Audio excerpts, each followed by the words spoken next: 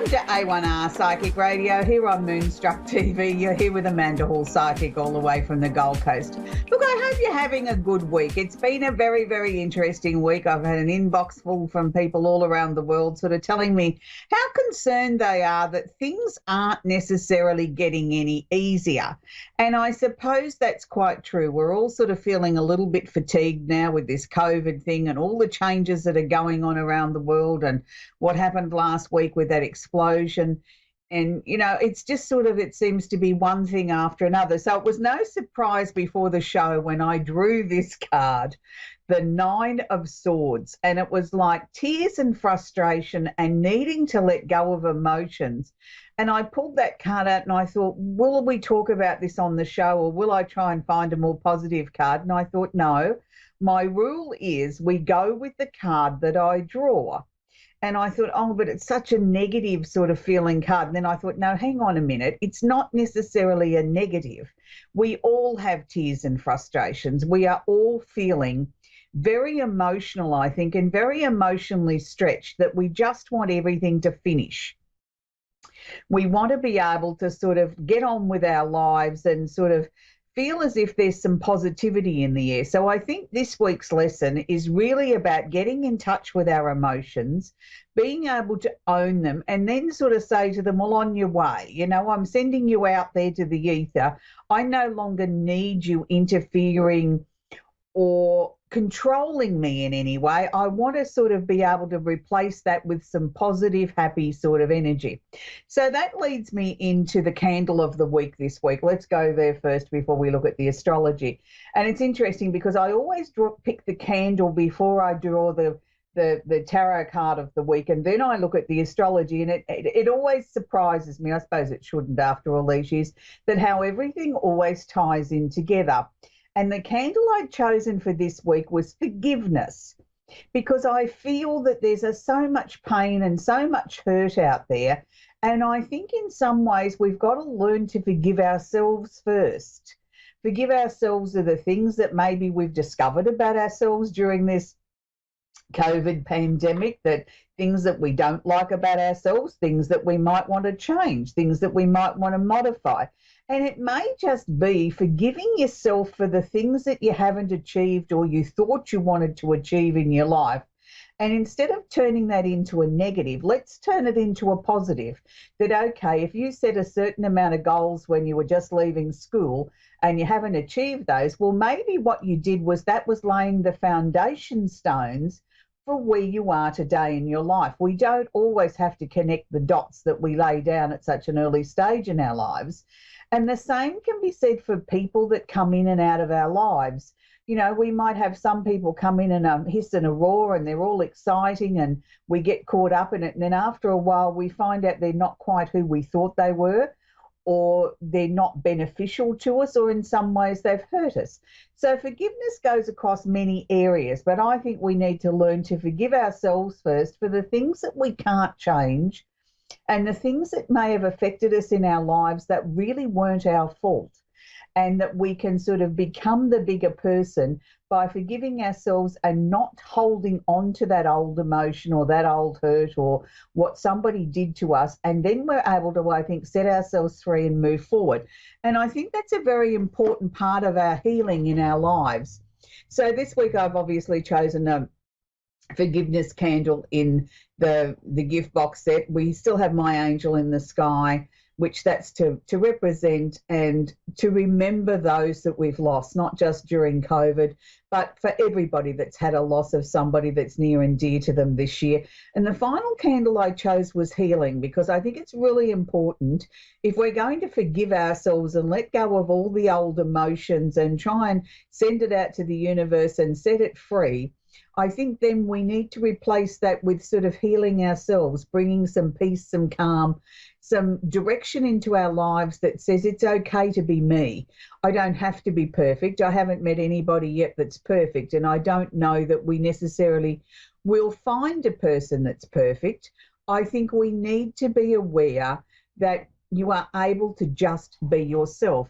Now that takes me on to this week's situation where we're going to talk about the the astrology for the week. And the astrology for the week to me is the fact that we have a lot of things changing in our lives at the moment. And the first thing that I want to talk about is Venus. Venus, the planet of love and affection. Now, we tend to think of Venus as where we're going to find our life partner or someone special in our lives, but it's about learning to love ourselves and learning to live with the things that make us feel happy and the things that we're ready to work with. So Venus is actually in Aquarius. Venus is actually in Cancer this week. So this is why I wanted to talk about it, because I think it's very important that we start some self-love, that we start some self-healing, and it ties in very well with the Nine of Swords card and the forgiveness candle, and it sort of helps us understand, I think, our emotions, to sit with them, own them. We don't necessarily have to be happy with them, but we can release them, and we can start to feel this newfound sense of freedom and a sense of positivity, I think, in this madness that's going on around the world. So if there's some tears to come away, let them come. It might be a great time if you are locked up at home or spending more time at home than what you normally do due to COVID. Maybe it's the time to sort of, rattle around and find a good movie that you can lose yourself in, or do something new. Try a skill that you haven't had time to do for a long time. Do something for yourself. And I don't just mean clean the house. I mean, do something for you that's going to make your heart sing, your whole body sing. And for me, it's when I sort of feel a time of needing to sort of lose myself in something. I'm a huge fan of Christmas. So I'll get a couple of Christmas DVDs out and put them on the player and watch one or two of them. And that's my way of sort of just releasing my emotions and turning my sort of not so positive emotions back into happy, positive ones with hope and a sense of prosperity for the future. And that's my little secret. But everybody has something that brings a smile to their face. We also have Mars, the planet of action, which is trining or making a lovely aspect to Mercury. And he's holding hands with the sun in Leo. So it's interesting that Mars is the one that's in Aries that's sort of triggering everything off. Mars is back in his own home, so he's feeling very comfortable at the moment, very full of his own importance, I suppose, in a sense, raring to go, let's do this, let's do that. So you may just find that you're going to come across a lot of people in the next week that are all full of their own importance and think that their message is more important than anyone, and they're beating their own drum and wanting centre stage. Well, yes, we can give them that for a little while, but we don't always have to give everybody centre stage. So it'll be interesting to see how our politicians, behave around the world. I'm sure they'll all be out beating the drum and saying, I'm so important, and look at what I'm doing for you, and look at what I'm doing for the country. I think we can all take that with a grain of salt, because it's going to be something about them, really going out there and pumping up about how blasted important they all are, and how they're really looking after all of us, when truly they're looking after themselves. But I think it is important that they do communicate with us, and particularly during these times. But what I'm saying to you, sift through what you might be hearing on a political stage, or what you're hearing in the news, or how you gather your information for the week. Take the layer off the ego and then look at really what's being said and what really is the message here. We also have the part of fortune, which is an Arabian part in astrology, that's conjunct or holding hands with Uranus, the planet of love and affection. And Uranus is asking us to get in touch with our emotions. Now, again, it's very interesting because Uranus is holding hands with the moon, which is we know as an emotional luminary. They're sitting in Taurus, so it's bringing a stability factor to all this emotional upheaval that we've been talking about. It's on one hand, get in touch with your emotions, own it, deal with it, release it. Don't take too much notice of other people beating their own chest, telling you how important they are. But it's also going to bring a stability factor here too. You may just find out of delving underneath the covers and looking at your emotions, out of this comes some very positive news, and comes some really good answers that you may not necessarily have been searching for, but they're certainly going to turn up, and they're certainly going to be helpful and beneficial. I think as we move into the last part of the year, I think we all need to try and find something positive to hang on to and to be able to move forward with.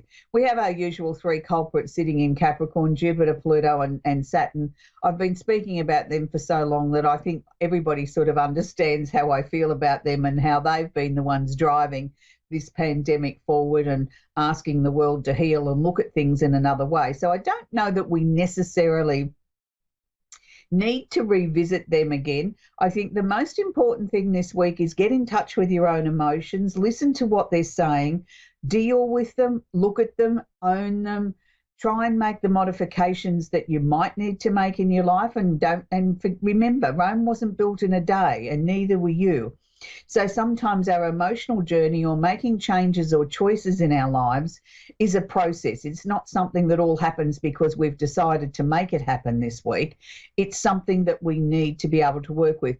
And quickly, before we go on to taking our first caller, I want to just quickly share with you, just because on the show each week I feature different candles and sort of tell you how to work with them and how we're releasing things, and, write it down on a piece of paper and read it out aloud and burn the candle for 7 days. For those of you that aren't in a position to purchase one of my candles, you don't necessarily have to work with my candles to gain the lessons and the knowledge. It's the knowledge that's the most important. Please use whatever you have at your fingertips. If you only have household grade candles, then shut your eyes and imagine for a couple of minutes you're infusing it with that energy that we're talking about. Write your little list out, read it out aloud, pop it under the candle, burn the candle for 15 minutes and then blow it out. Please always make sure you sit with your candle. Don't leave a candle unattended. Too many fires start that way. And this sort of helps you get on with the process. So, we're not always in a position to be able to raise that and spend a lot of money on individual different candles. And I can assure you that will work equally as well, because you're the one that's putting the intent, purpose and direction into your own candle. That's something that you already have on hand.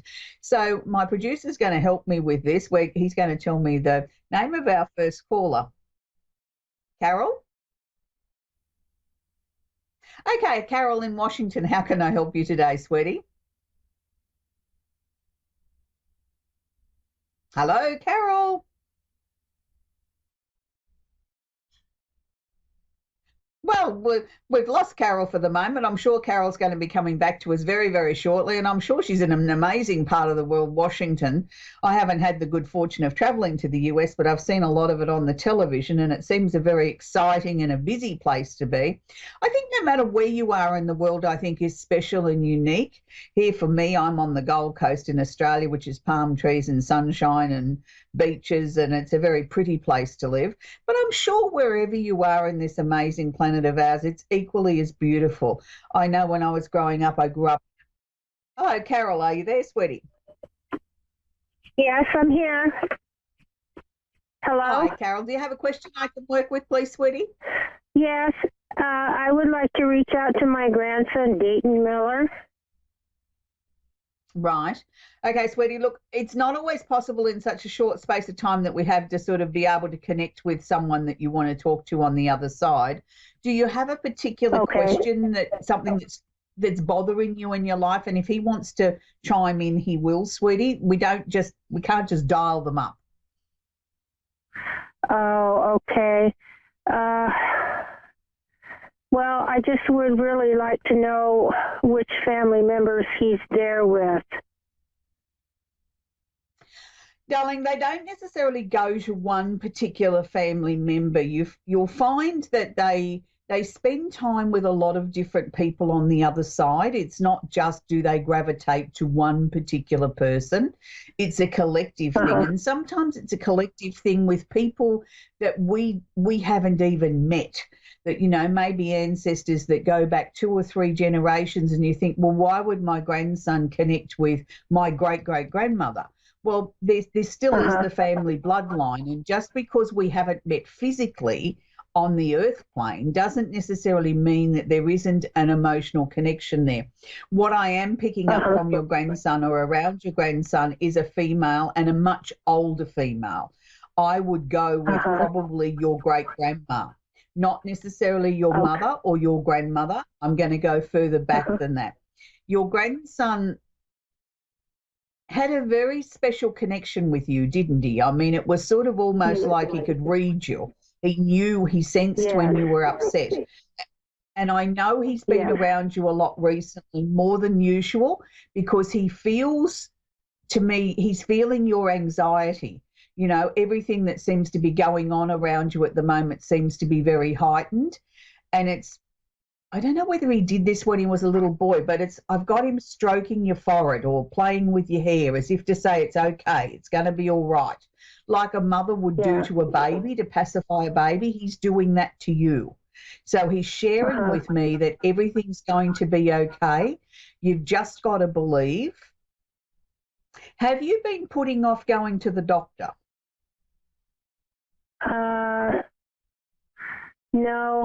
No, I haven't.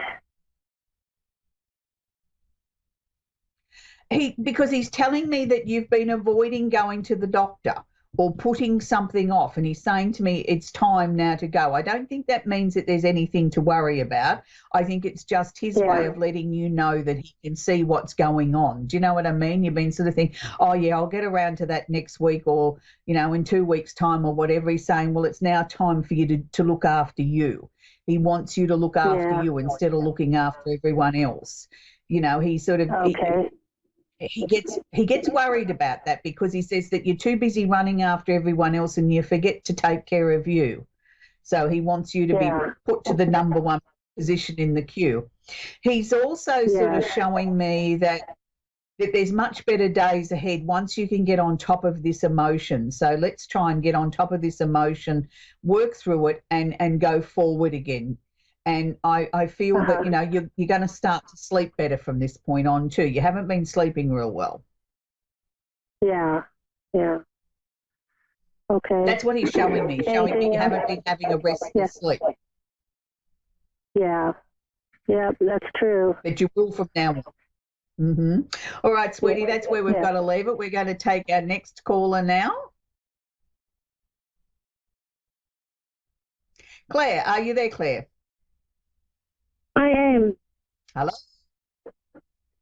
Hi, Hello. how can I help you, sweetie? Hi, Claire, how can I help you? You can please assist.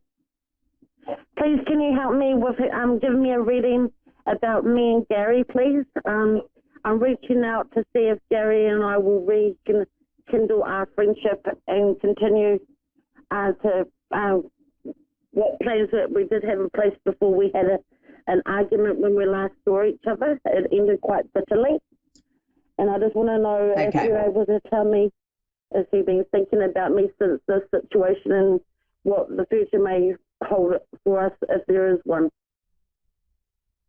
Okay, first thing that he's sharing with me is he's still angry. He's still upset with whatever took place in that argument. It's like he's holding on to it and he won't let go of it. He won't let go of the hurt, the pain, the whatevers. I mean, he's got to get over that first. Look, I'm going to say to you, he's definitely thinking of you and he thinks of you every day. But at the same time, this anger seems to rise up and then he does nothing about it. I do feel that there will be connection there with him, but I don't think it's going to be this month, unfortunately. I feel he's got to work through these emotions, and it wasn't all your fault. I want to be very clear on this. He was as much to blame, and he contributed equally as much, if not more so, during the course of the disagreement. Even though he hasn't owned that part yet, all as he's done is looked at what you said and did and how you behaved instead of taking a long, hard look in the mirror at himself. But this is something he will do, and he won't be able to avoid it. I feel as early as next month, probably the 2nd or 3rd week in September, is when you'll get some notification from him. He still may not be receptive in sort of, rekindling anything or having a conversation to try and clear the air, but at least he's reaching out, even if it's in a negative sort of way. Know that that's the first step. It's like he's got to get that off his chest first, and then sort of the second communication and the third one will be easier. So it's sort of like if he makes contact with you, he rings you up, tells you off, then think, well, okay, you really didn't have a right to do that, but that's okay. At least I had something from you that the next time he rings, he's a lot more palatable. And it's just his way. He's very childish in that sort of way, but I think it's like he's been rehearsing this, and he rings up and he blurts it all out and then he hangs up. He doesn't even give you a chance to respond. Now, that to me is quite childish, but if this is the only way that he can make the connection and sort of feel like he's back in the driver's seat, so be it. I think there's a number of things there that have got to be worked through from both sides. I do think the two of you will rekindle this, but I'm going to say to you, I think it's going to take a little bit more